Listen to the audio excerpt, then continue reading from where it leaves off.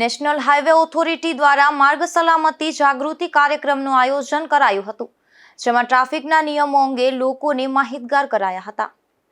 રાષ્ટ્રીય માર્ગ સલામતી સપ્તાહ અંતર્ગત લોકોને ટ્રાફિક નિયમો વિશે શિક્ષિત કરવાનો અને સલામત ડ્રાઇવિંગ પ્રથાઓના મહત્વ પર ભાર માટે પોરબંદરની ચોપાટી ખાતે આ કાર્યક્રમ યોજાયો હતો, જેમાં આ કાર્યક્રમની મુખ્ય વિશેષતાઓમાંની એક ટીમ દ્વારા રજૂ કરાયેલા એક એક્ટમાં વાસ્તવિક જીવનના માર્ગ સલામતીના દ્રશ્યોનું સર્જનાત્મક રીતે નિરૂપણ કરવામાં આવ્યું હતું અને રસ્તા પર બેદરકારીના પરિણામો દર્શાવવામાં આવ્યા હતા.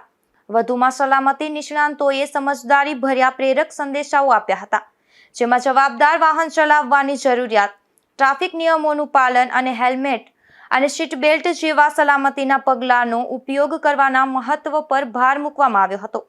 આ કાર્યક્રમમાં પોરબંદર ટ્રાફિક સેલ અને ટ્રાફિક પોલીસ ટીમે માર્ગ સલામતી અને લોકો ટ્રાફિક નિયમો વિશે માર્ગદર્શન આપ્યું હતું. નિપુર પોપટ સાથે અશોક થાનકી, ગુજરાત ન્યૂઝ, પોરબંદર.